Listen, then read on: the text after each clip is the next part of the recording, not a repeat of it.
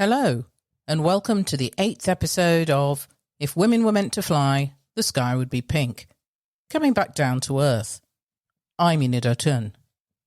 I'm mixing in a little childhood memory with the continuation of the next stage of my flying career. I returned from the US, albeit reluctantly, to Lagos to take up an offer of a first officer position with a new airline startup. I'm looking forward to a DC-8 experience. I left behind a life I had grown into, along with friendships I had never had before, to make good my career.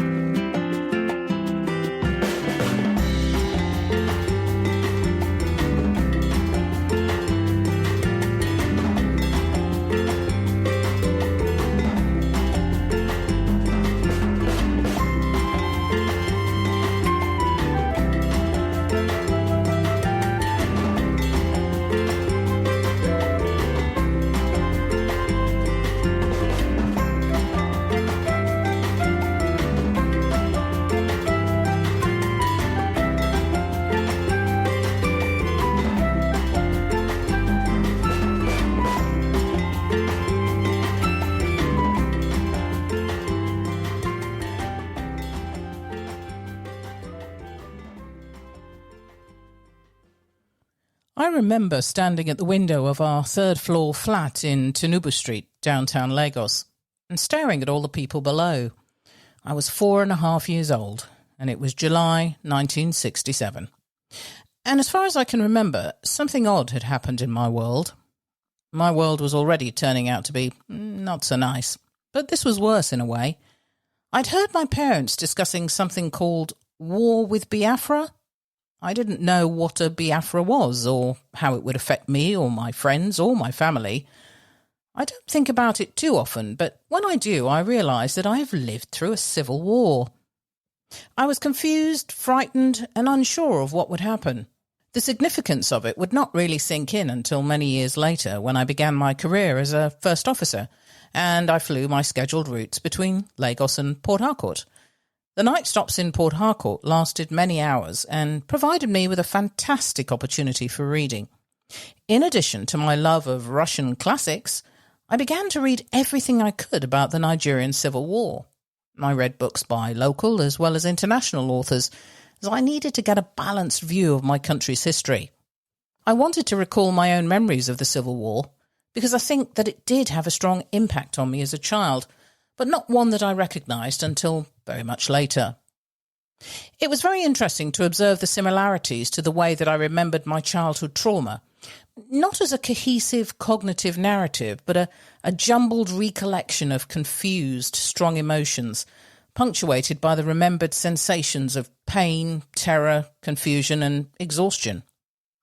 When I later discovered that children who have survived abusive childhoods can suffer from PTSD in much the same way that a veteran might, it didn't surprise me that much.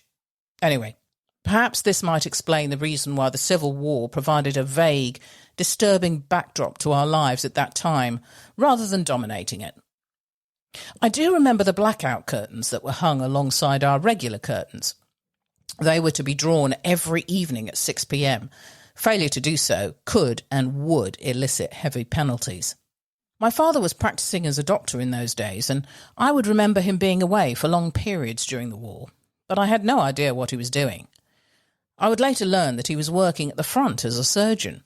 He would tell stories many years later of being attacked by children as young as 10 or 11 who were part of the Biafran army. His inability to process what he witnessed in those days was, I think, something that haunted him for a long, long time. Soldiers on the streets, shortage of goods, aircraft in the air, nightly television reports, secret police checks to make sure that citizens were not aiding and abetting the enemy were a normal occurrence in those years. But apart from the occasional incursion of aircraft and rumours of spies in the capital, we were lucky. Because I was so young, I guess I was shielded from the majority of unpleasantness of a war.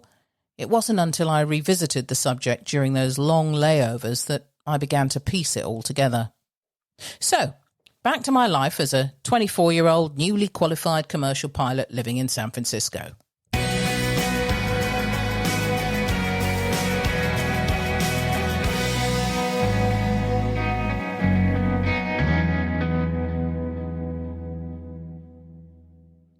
So, life was good, and life in the USA was even better. I'd reached a really good place by now as I explored and enjoyed my job as a flight instructor. I was finally happy in myself and comfortable in my surroundings as my confidence and experience grew. I hadn't thought about it every waking moment, but soon I realised that I had to make a decision where to spend my future career. Do I go for the green card and stay in the US, or do I return to Nigeria or maybe the UK to forge a career there? As I tossed the options around in my head, I was contacted by a friend of mine in Lagos.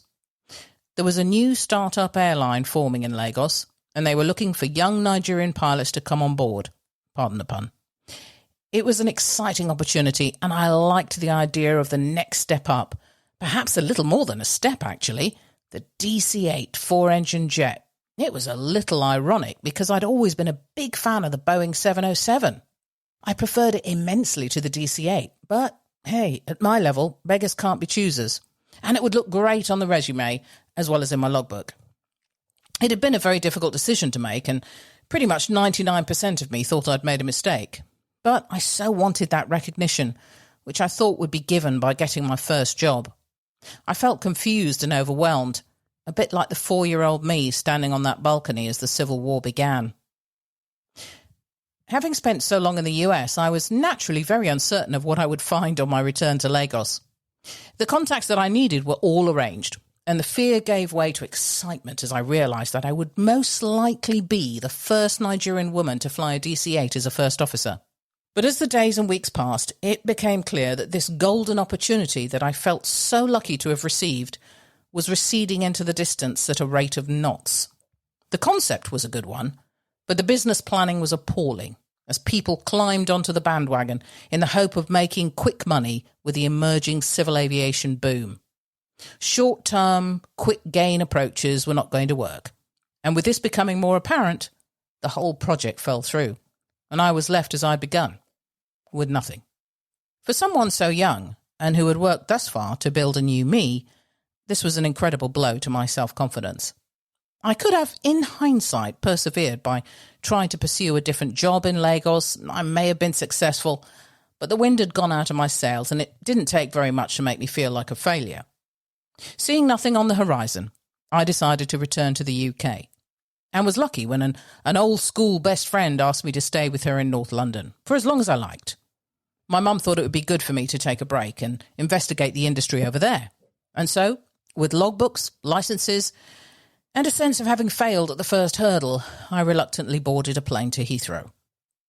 Once I'd settled into North London, it suddenly dawned on me that I had to make some sort of decision about my future. I liked to know what I was doing, and being in this limbo was not a comfortable situation for me. I decided to make the most of this time. I had some money in the bank, and I could re-establish my roots. And so I did. I spent the next 6 months visiting museums, galleries, air shows, pubs, music venues, and making friends. Apart from spending time with friends, I went everywhere alone. I learned to like myself and kind of enjoyed the solitude. Not that everything was upbeat and wonderful. I had a lot of downtime where I sunk into self-pity and dejection. The thought of never being able to use the qualifications I had worked so hard to achieve started to make me feel disheartened and very depressed. There were also light-hearted moments as well, learning experiences which shaped me as a person, although, as is so often the case, I didn't realise it at the time. My friend was short of cash and suggested that we pick up cash-in-hand jobs to make some extra money. I agreed, and so we trooped off to this back-alley recruitment office in the middle of London somewhere, basically a place that hired you cash in hand, no questions asked. Now, for someone who had followed all the rules, and I still do, this was difficult in itself, but my friend assured me it would be okay. We were assigned to a London hotel, which, ironically, mainly housed flight crew on their layovers in the city. Along with my friend, I was given a uniform, a dress, and an assigned senior housekeeper to teach me the ropes. Well, anyone who knows me knows full well that the uniform being a dress was enough to send me into a tailspin. To say dresses aren't my thing is a bit of an understatement. My partner once found an old photo of me wearing a flowing peasant skirt, and she immediately asked me why I'd never told her I had a twin. I think it was probably the second time I'd ever worn one, so my mum had insisted on a photo. Yes, there is proof out there somewhere. Anyway, at the hotel, we were given approximately half an hour of training and then left to our assigned room tasks. Now, I'm no shirker. I put my back into any job I'm given, but I will admit I had no idea just how much work this entailed and how exhausting it was. The expectation that I would make the beds up to the hotel's exacting standards. Even as a boarding school kid with knowledge of hospital corners, I found this difficult. Then I had to hoover the carpets, clean the bathrooms, restock the tea and coffee trays. 1 down, 14 to go. All of this had to be achieved in a dizzying timescale. I had to admit it, I'd met my match. I'm embarrassed to admit that the job ended the same day it started. Now, I have always had great respect for every type of work and the people who do it, for without them, we would not have the things we have or enjoy the things we do. I would never shy away from any job. I am very respectful of everyone I come into contact with that provides me with a service, and I treat them accordingly. I have since spent hundreds of nights in hotels around the world through my flying career, and as a result of my very brief work experience in one, I have even greater respect for the staff within them. I gave it my all for 1 day, but it was too much for me, and the irony of it being a stopover for flight crew was really hard to stomach. Talk about rubbing salt into the wound. I felt like such a failure. Some months later, my friend and I decided to work on an art project together. She was actually a fine artist, and I was great with a circular saw. Bear with me. She drew pictures on the wood, I cut them out, and we stuck them back on as a sort of jigsaw work of art. We sold these at Camden Market, and you may be surprised to hear we were quite successful. It was hard work, though, obtaining a pitch, and we had to be up at the crack of dawn on those very, very cold winter mornings. In hindsight, all these experiences were eventually the catalyst that made me go out and get what I wanted. It wasn't easy, and I couldn't see how going through this was going to end up defining me in the long run, but it did. Any listeners who are struggling to make their first splash in a new career, take heed and comfort from this. You never know what will happen if you stay positive and stick around. A short while later, I was to be given another chance to start my commercial career. So I returned to Lagos for the second time. This time, I was interviewed and assessed and given the opportunity to join a well-established company as a fixed-wing second officer. The first female co-pilot to be hired by them in Africa. Thank you for listening. As always, your reviews and comments are very much appreciated. Thank you to Lucy Ashby for the editing of this episode. If anyone has any questions or would like to discuss any of the issues I have mentioned in any of the episodes, I'd love to hear from you. In the next episode, I start work as a second officer at Bristow Helicopters in Lagos on the DHC-6 Twin Otter. I begin to realise that not everyone is always that enthused to have a woman up at the sharp end of an aircraft. And I develop a strategy to deal with the distrust and suspicion of having a woman pilot in the frame in the 1980s. Goodbye.